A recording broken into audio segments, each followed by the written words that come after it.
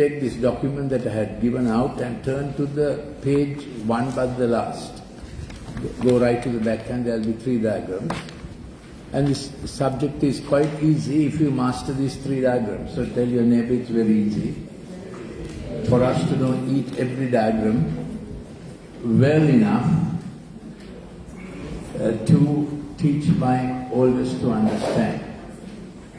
Now, most of you know there's a 50-year-old digital addict boy in the home and his name is Chimbang. Did you hear what I said? There's a 50-year-old digital addict boy in the home and his name is husband. The name of the boy in the home is called a husband. 50-year-old and digital addict. So please look at these 3 diagrams. As at present in Colombo, 30% of psychiatric consultations are for kids under 20.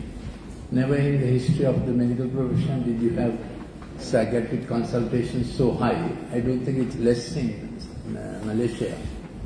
Usually, psychiatric consultations are when people are getting into depression and loneliness, that kind of thing. So the screen has affected the student mind so much. Initially, when I started researching on it, it was mostly about how disturbed they become in their studies and they can't remember. So if you are on the screen and start studying, you can't remember because the pixels move your brain tracks. In this bottom diagram, can you see this bottom diagram? You have 2 tracks there. Prefrontal cortex, which is top-down regulation for you to think and do your decision-making executive process. You can all follow the diagram on your page. I do have a PowerPoint and so on, but since time is short, we'll do it with the old-fashioned way. Can you see that top-down regulation? The first track is how we think and do, the decision-making process, initiation, shall we say together, initiation, navigation, successful end conclusion, good reward. That's how every hour we are supposed to live. So automatically, without thinking, adult or child initiates. He must do it to completion, and that takes about 45 minutes. And that works on dopamine initiation, dopamine salience, dopamine focus. But dopamine has to come down. Then you check back and look back. Did I study it well enough? How do I improve? So it's not only a curricular practice, it becomes a character practice. How did I do in the last 45 minutes? How do I improve? So before you go to the next hour, there's a sense of good reward, initiation, navigation, successful end conclusion, which means what you begin, you conclude. It may be a study, and for a wife, it may be cooking a, what's that thing you eat in the morning here? That white colored thing? Huh? No, the other thing, that white colored.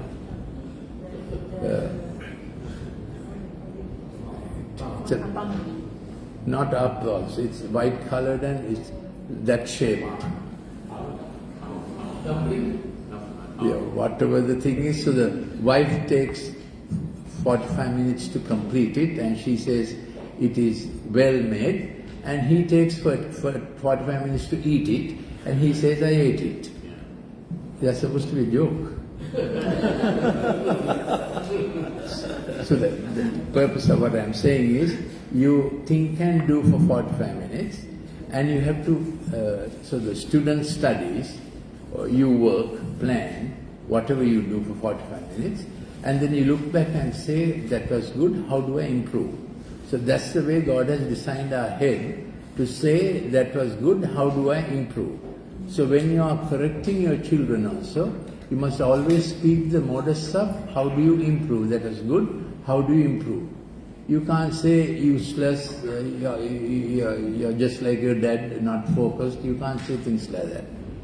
You have to tell them the improving language, then they keep moving in work to focus with dopamine, and the reward motive comes from serotonin. You don't have to think these things. Automatically the brain works like that because God has designed like that. So serotonin gives us sense of satisfaction for the next hour to do better. Next hour, do better. So what I tell all parents is morning at 6 p.m., Dad, write down the timetable for the child every day. Get him to write down every hour what do you do. So maybe from 6 o'clock till 2 or 3 it may be involved in school, 3 to 4 what, 4 to 5 what. Reinforce his responsibility to become productive in every hour. Did you understand that? Otherwise when they get used to the screen, they don't know what they did in the last hour. So if they did not get that momentum in the last hour, next hour also they will do the same thing. So if any child is on the screen, picks the screen, before studying, just because he puts down the screen and starts studying, he will not remember what he studied, because pixels provoke your other track. The second track, which is the bottom-up regulation track. So they respond to whatever they see starting from the screen. So screen is smart, the boys become stupid. That's how it goes. Because screen tells you everything to do, you're not initiating, you're not making the decision, whereas we must teach our children and teach ourselves every hour to decide what you're going to do during this hour. All your life you have to do this. You won't get Alzheimer if you keep your hourly track of what I will do at 6 in the morning. So it's good to wake up at about 5:30 in the morning.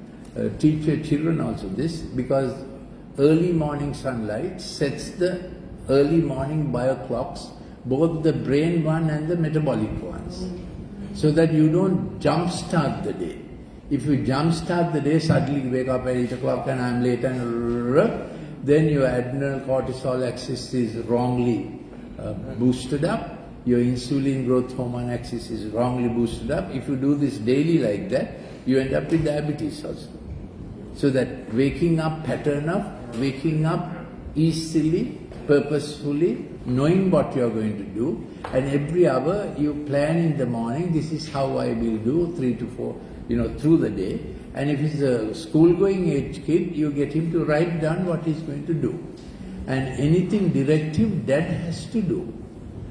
Mom makes it daily safe. Dad has to be the directional one who gives him impetus for next stretch and next step. To my Empathic Learning Center consultations, many parents come, and I don't charge them because it was a research project, so they continue to come, I don't charge them. Always it's the mom who is very keen to talk. So usually mom sits like that, boy sits, or girl sits like this, and dad sits like that, and mom starts. Then I turn to dad and say, what's your son's best subject? He turns like this to mom, he doesn't know. So I rag him for about 5 to 10 minutes till he understands this topic he must own. Especially when a kid gets into a problem, dad has to own it. You can't disown it and you can't be distant from it. So prevention is better than cure. Before kids get into problem, be in their life. That's the important thing, isn't it? So there's always a solution, but it becomes a hard-fought solution when kids are so digitized that they begin to fight about the screen, and they are also, if they are on the screen and start studying, they can't remember. As soon as they read something and study and then get on the screen again, pixels remove all what you have studied. Brain is like a computer, it's in RAM memory for 3 hours at least before it gets into permanent memory. Before what the child, or you for that matter, studies, gets into permanent memory if you get into very, very fast screen activity. This is not about sending a WhatsApp or doing a Excel sheet or PowerPoint or Microsoft document. It's mainly about gaming and multi-screen activity, working on an iPhone, iPad and a computer at the same time. Often kids have all these three going, you know, they are switching from one screen to the other. All that ruins their study memory and study pattern of connection, collation, recall, application. Studying involves all this. Without we thinking, it happens. So that when you go for the exam, you deliver that. Then you must get them to write down whatever they study, even if they study online. You remember only what you write down. Do you think that's possible? More the fingertips are on the screen, more that becomes their memory pattern in the brain. More you write down, that is how study brain tracks keep wiring, connecting, new neuron circuits are being formed to the extent you write down or to study. Otherwise they will not remember. So world over research is down because we are producing, just screen addicts who can't think innovatively. That is at the research level, but we are looking at a level how a family can have a proper digital pastoral care, isn't it? A good digital health pattern. So then getting on to the first diagram, can you see there are 7 tracks? You can disciple your kid, and what I am doing in Sri Lanka is that getting every church to have competent people to handle their digital problems. I can't be traveling all over, so churches are actually lazy. They don't apply themselves to the thing they must apply. And parents also get lazy, and by the time they come to me, kids have gone to different psychiatrists who keep prescribing drugs. Learning problems are not improved by drugs. Sleep problems are not improved by drugs. ADHD is not improved by drugs.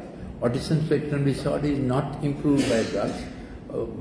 Obsessive compulsive disorders are not improved by drugs.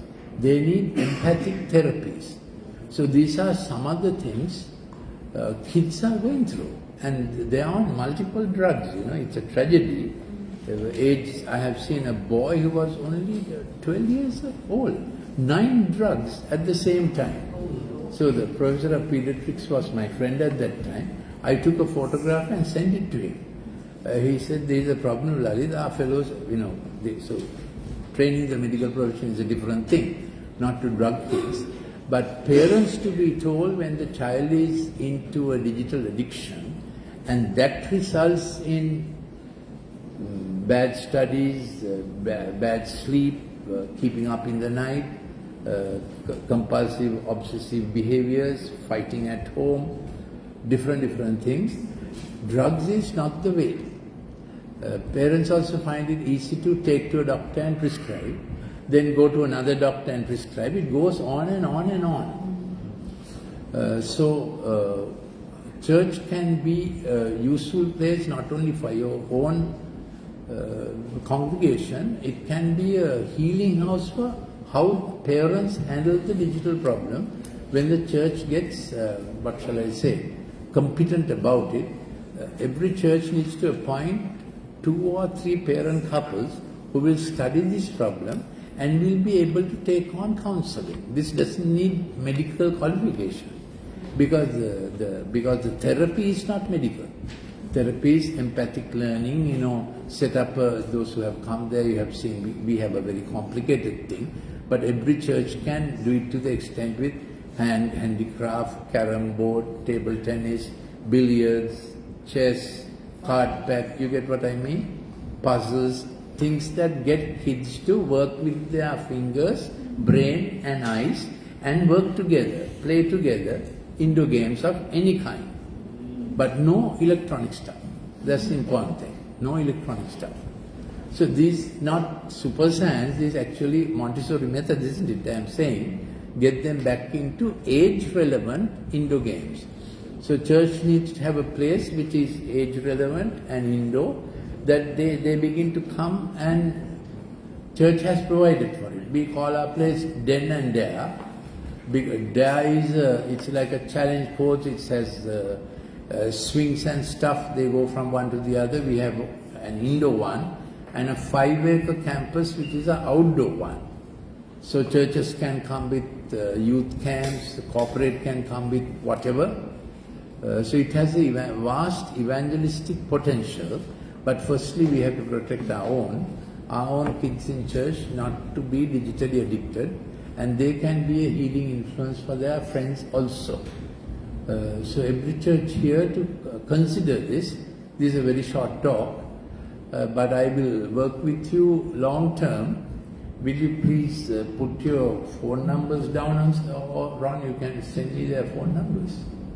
I'll keep them sort of in a loop till they feel it's a missional purpose and it's not difficult to be competent enough to handle your neighborhood digital problems, so to say.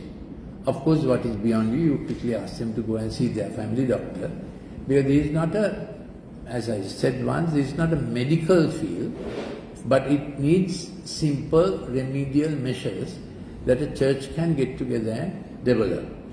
Now, these 7 tracks is how a child grows, and this is what you disciple. The top diagram. The first one is called empathic intuitive. How a child feels in the inside.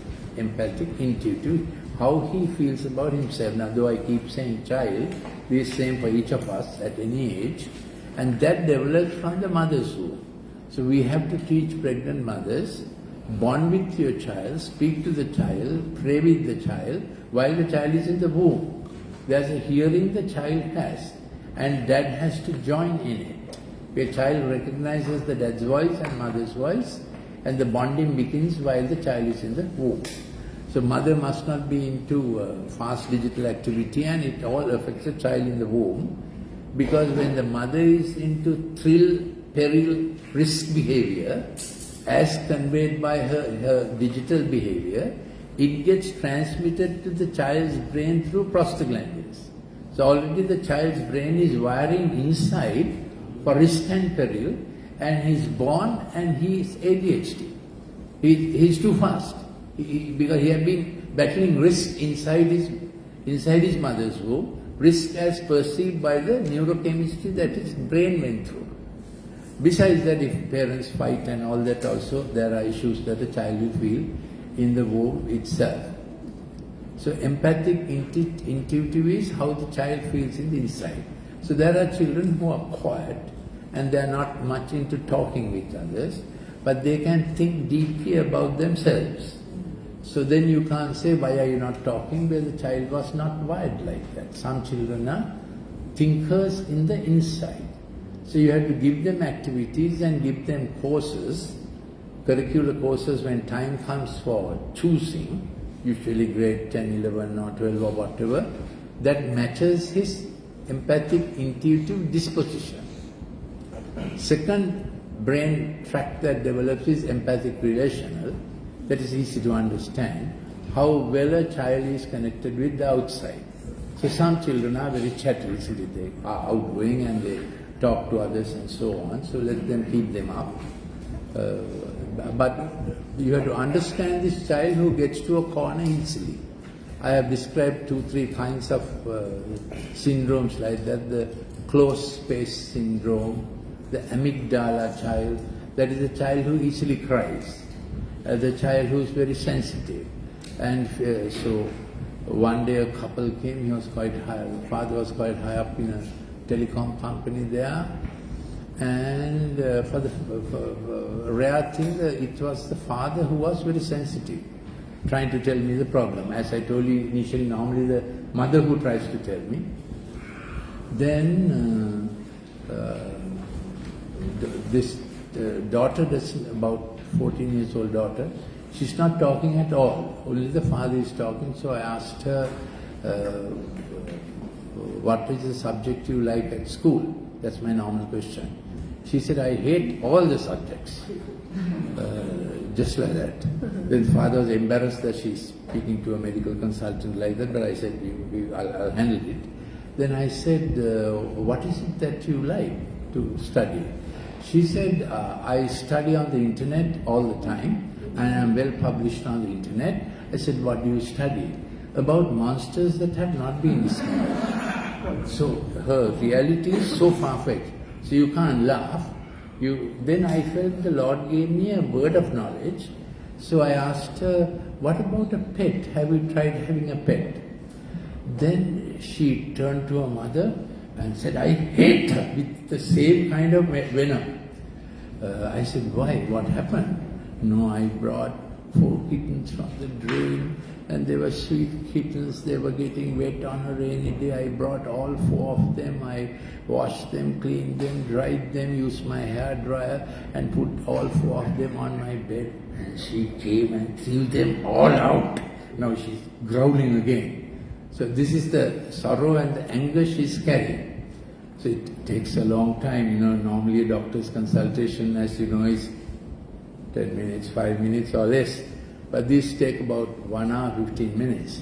But they came to a place there, she will be allowed to have a pet and try it again. Children can get so far-fetched. What else should I be saying? So establish a sleep pattern. Try to negotiate with them young that they don't go to their bedroom with their digital gadget. Is that possible or scared? Is that possible or you're scared? Do you have kids, anyone having kids under the age of 70? Still at home? Your kids? No, your kids are grown up. More than that. Yeah, so you have, yeah. Let me quicken up. So this is empathic relational. Third one is linguistic tract. So more they read and handwrite, more the brain becomes brilliant. So at every age, please encourage that. More on the screen means less handwriting. So I repeat myself, whenever they are studying online, somehow insist they take down notes. And look at the screen for the minimum necessary time. If a graphic is not there, you don't have to look at the screen, isn't it? Listen, and you best listen without earphones. Now kids are so used to earphones. Earphones do not promote memory. So it's best that they hear the voice out of a speaker, because earphones do bone conduction, whereas our ear is designed for 60% air conduction, 40% bone conduction. That's how we remember. So you see the present kids are all the time on the earphones listening. And if you listen to music and study, you will not remember. Because music stimulates the temporal lobe, imagination and fantasia. But if you are into music, when you are not studying, play an instrument. Stringed instruments are the best for brain wiring. But any music is okay, but you do. Not listening to music, music you do. Can we have a vote on that? Music? They do.